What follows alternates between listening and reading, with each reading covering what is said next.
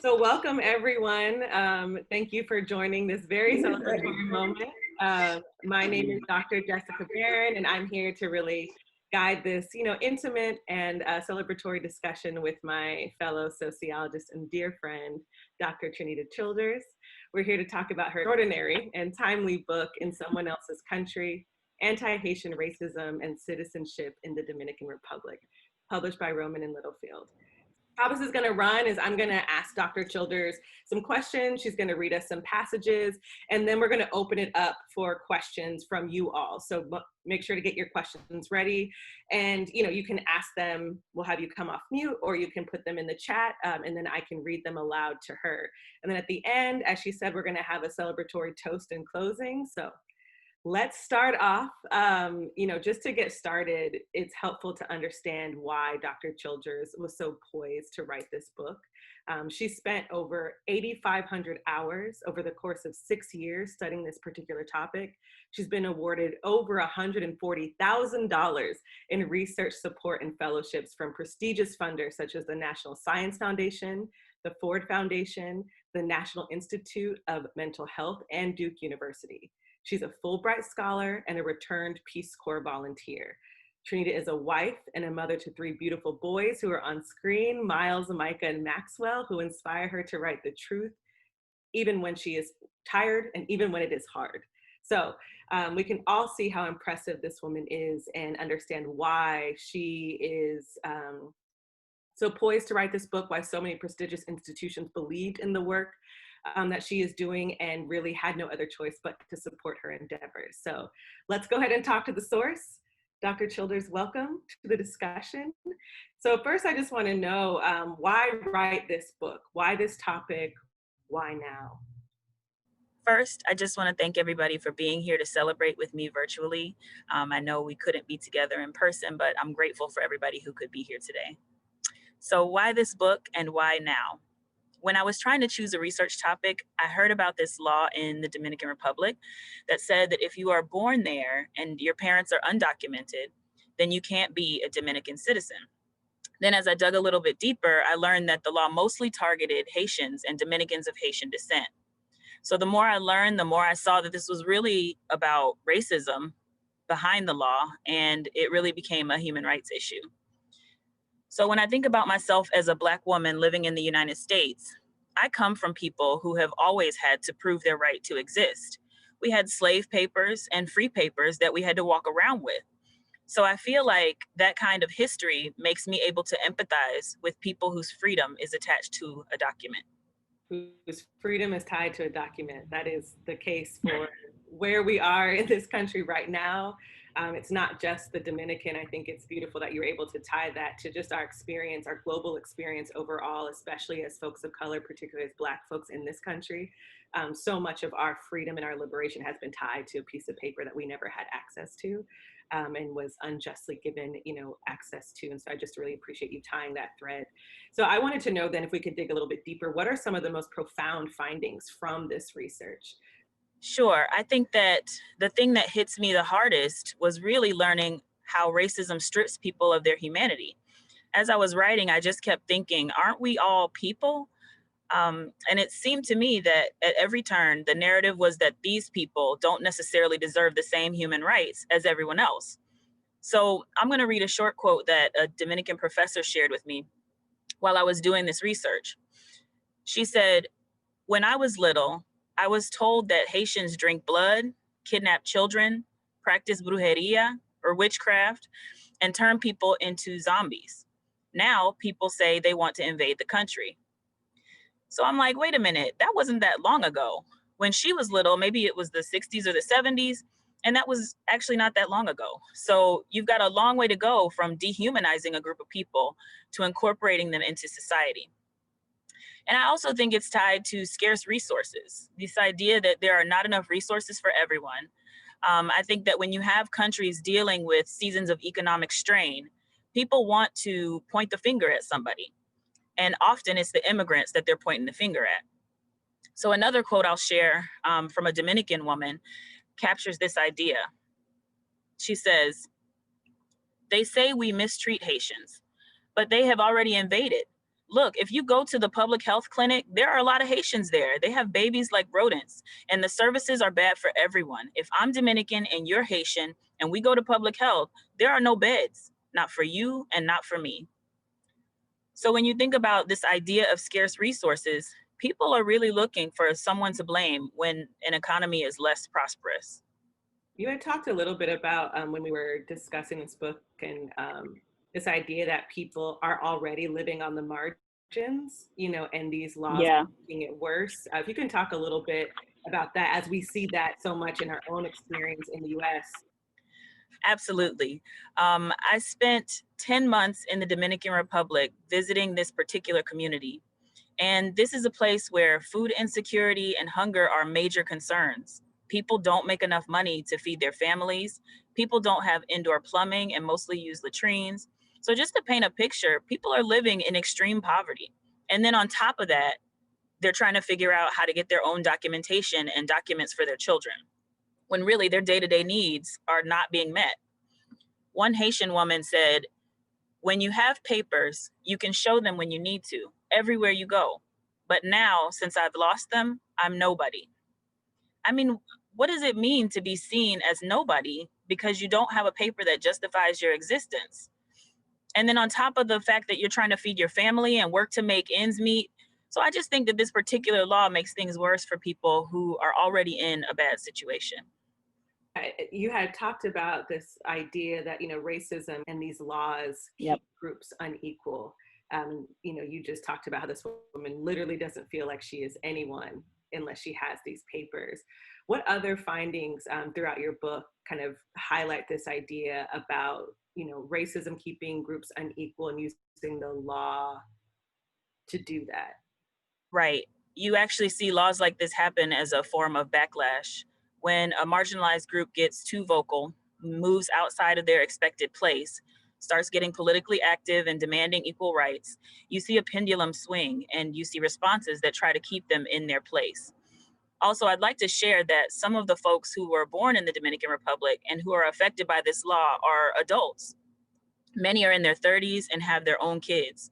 So for them, it's like, how are you telling me I'm not Dominican? I was born here. I've been living my whole life here. I'm raising my kids here. And now all of a sudden I'm not Dominican. So, I think that's an important point to consider too. And when you think about inequality, you can't even imagine how hard it is for people to access the documentation system that was set up for them to follow. So after human rights advocates spoke out against this law, the Dominican government said, okay, we'll create a path for you so that you can have a document. You won't be Dominican, but you can have a document, some form of documentation. Well, the path involved finding 7 witnesses, a letter of good conduct from the police department, a list of everything that you own. The path involves so many steps, and many of those steps cost money. Or you might have to pay a bribe to someone to get what you need. Or maybe you lost all your documents in a hurricane. So you don't even have a starting point in that situation. So even the systems that were set up for people are still inaccessible. So that gap between policy and what happens on the ground is just such a huge divide, especially for the people living in these kinds of communities. So much of what you're saying, I think, for a lot of us, my family are, immigrants to this country, and so many folks are touched by immigration in the US in particular.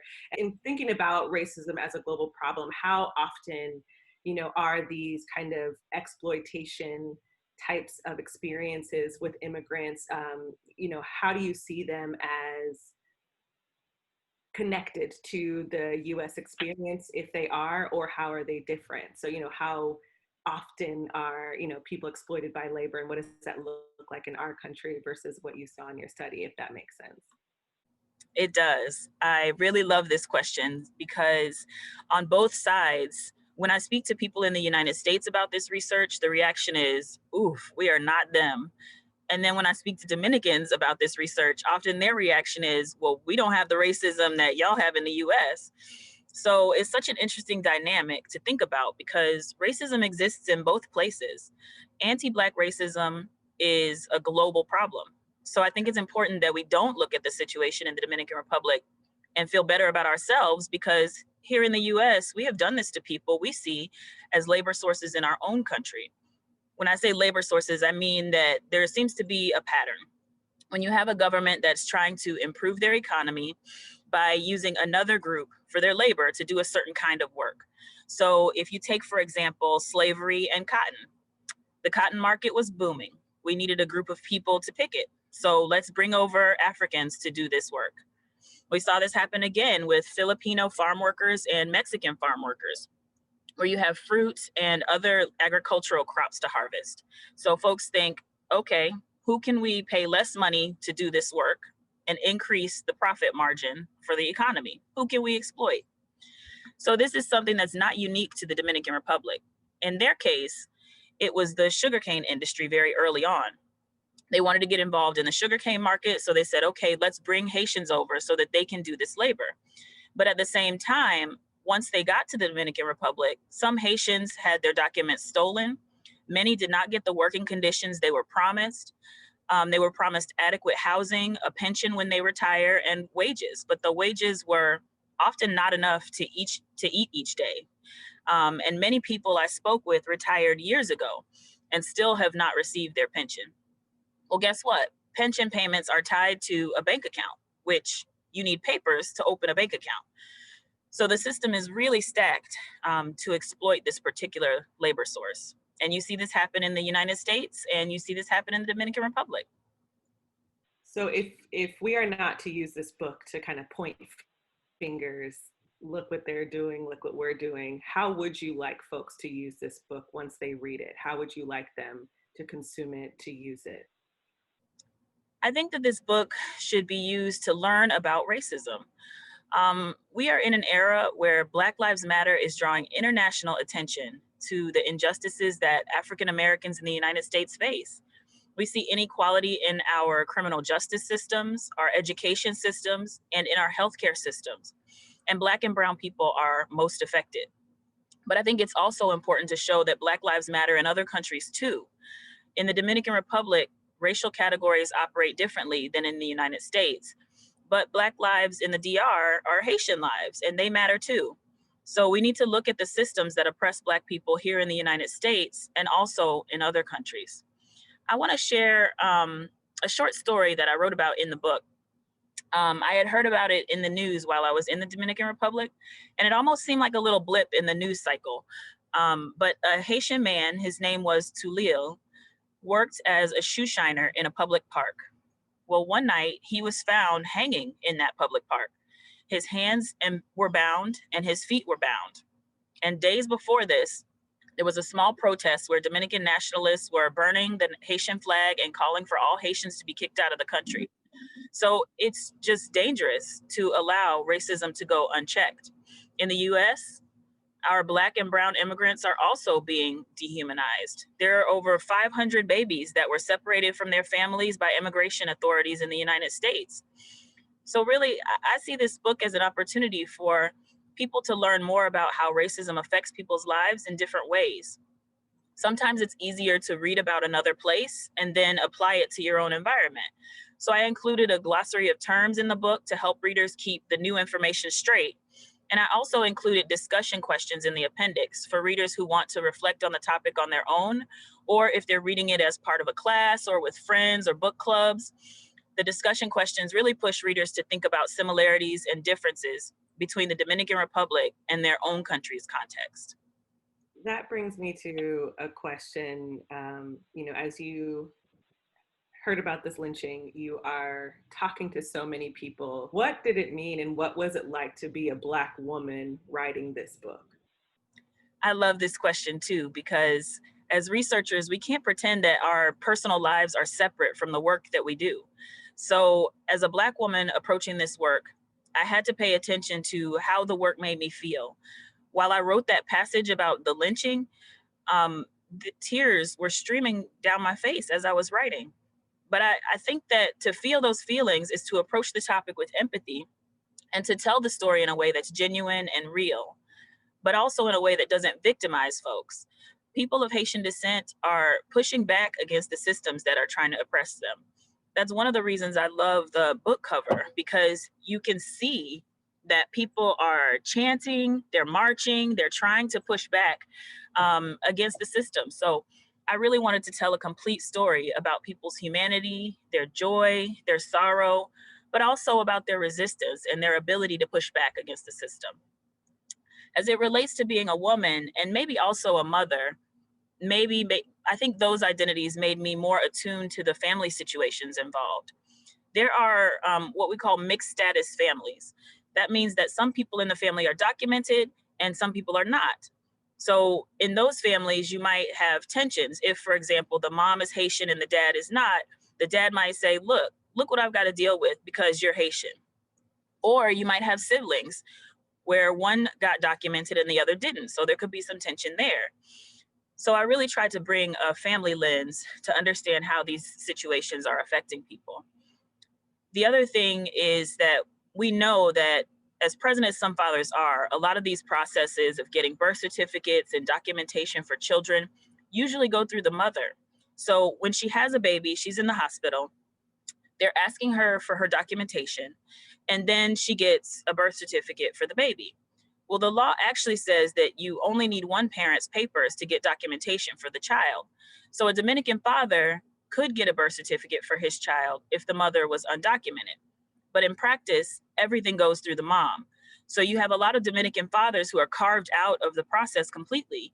So I would say that as a woman and a mother doing this kind of research, I paid close attention to how the law affected families. And from the researcher perspective, I actually enjoyed having my family with me during my field work. I'm so grateful that I had my kids in the country with me and my husband was there with me as well. We had a nice routine going where I would walk my son to daycare. He was 1 year old at the time, and my husband would take the 4-year-old to pre-K. Then I'd ride a motorcycle taxi to a bus stop and take a small bus called a guagua to my field site for the day. So I just think having the family with me created a different experience. I'm really grateful we could share the experience together. So what I hear you saying is, you can make it happen and make it work. Having the supports, obviously you had phenomenal funding and support, but we can't look at researchers only in one way. There is a myriad of ways to be a researcher, to be a successful researcher, to be a present researcher. I appreciate your perspective and you answering the questions, particularly about what it is to be Black and to be a Black woman and to be a Black mother in doing this work. I think those are all extremely important identities that we don't often see in literature. And I think especially as authors, we are taught to kind of fall in the background and not honor and understand and respect what it has meant even for you to go through the process of writing this book. So I do appreciate you sharing that piece with us. So those are the questions that I had. Again, thank you, Trenita, for your words, and we'd love to hear from all of you, her loved ones and her colleagues. What questions do you have for Dr. Childers?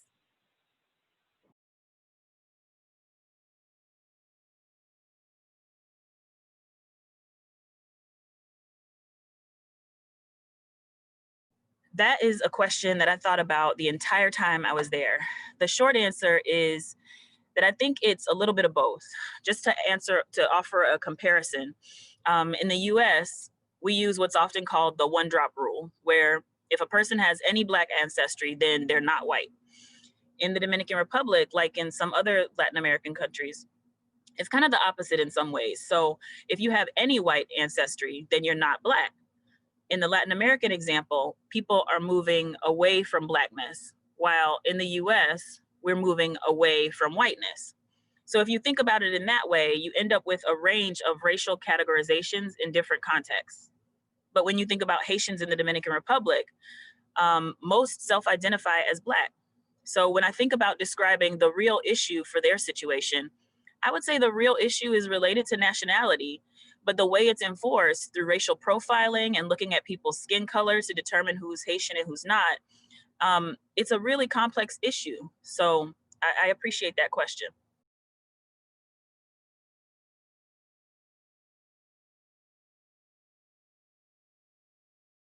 When I would ask people about race, color, and nationality, it never failed that someone would tell me, oh, there are white Haitians and there are Black Dominicans.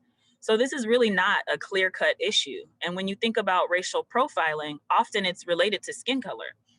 And because not all people with dark skin are Haitian, you may have dark-skinned Dominicans who are harassed for their papers, depending on what part of the country they're in. But it's also related to class.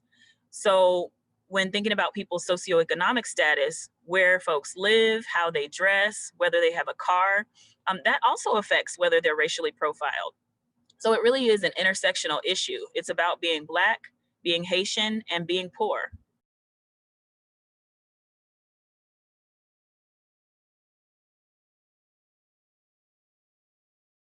I love this question. So for those who are less familiar with Haiti's history, Haiti was the first independent Black country.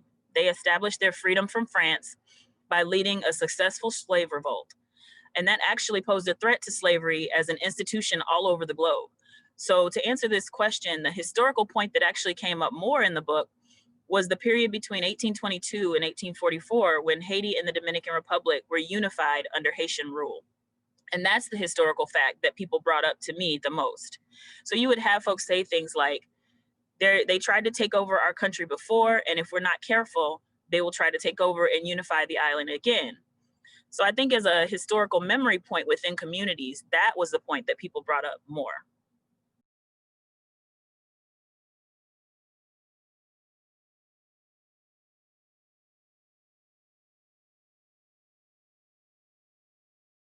So when thinking about the particulars of this situation, I don't think you can discuss this topic without discussing the dynamics and the relationship between Haiti and the Dominican Republic. Like many relationships, it's complicated. People would tell me there are Dominicans living in Haiti and there are Haitians living in the Dominican Republic. When Haiti was devastated by the earthquake in 2010, Dominicans would say, we sent our nurses, we sent money, we sent aid. So it's very complex. Something that is universal is that this area is a borderland. Often these complex relationships emerge at national borders. For example, one person in the Dominican Republic said, the other immigrants are fine. It's the Haitians that are the problem. All they have to do is walk across that little river and they're here. So there's something specific about borderlands that is really ripe for collaboration and cooperation, but also for drawing boundaries and drawing lines where there actually aren't that many lines. For me, it's similar to issues we see at the US-Mexico border. We have government leaders who campaigned on the issue of building a wall. Folks here saying it's too easy for them to get here. Let's make sure we keep them out. But of course, we're not building a wall between the United States and Canada. So it's clear to me that the immigrants we don't want in the US are the Black and brown immigrants. If you think about deportation rates in the United States, immigrants from Latin American and African countries, they're the ones who are being racially profiled and deported at higher rates than people who are coming from European countries. So I would say the similarities include the context of the borderlands and some of the racial profiling dynamics, and some of the particulars include the historical relationship between the two countries. I really appreciate that question.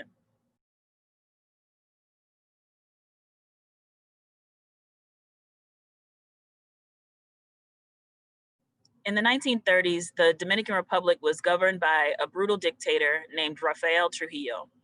And during his reign, part of his mission was to whiten the country's population. He wanted to make the Dominican Republic whiter. So as part of that plan, he imposed a tax on immigrants coming from countries with primarily Black populations. And he also gave incentives to folks from white countries. So if you think about that time period while he was dictator, Jews were fleeing Germany during the Holocaust. And Trujillo agreed to accept Jewish refugees and gave them land to resettle in the Dominican Republic. But part of his motivation was the idea that they would help whiten the country. So back to the Parsley Massacre. As part of the plan to whiten the country, Trujillo brought in white immigrants, but he also tried to get rid of the Black immigrants. So in 1937, he commissioned his military to murder thousands of Haitians along the border. They used machetes, bayonets, clubs. It was very brutal. So if we think about today and how they're enforcing these documentation laws, first they're looking at skin color, which is one of the ways they identified people during the massacre, looking for people with darker skin. They're also looking for speech and how people speak. Haitian Creole, the language spoken in Haiti, comes from French, so it's hard to pronounce certain words in Spanish. So during the Parsley Massacre in the 30s, the soldiers would stop people and have them say perejil, which means parsley in Spanish. But if you speak Haitian Creole, it's very difficult to pronounce the R. So soldiers would kill them if they couldn't say the word correctly. Today, language is still being used to profile Haitians. People would tell me, you have to know how to talk. So folks would speak less because they didn't want their accent to be recognized, or some people would have their children speak for them, which we see in immigrant families in other contexts. But the idea of using speech to figure out who belongs and who doesn't is still a prevalent idea.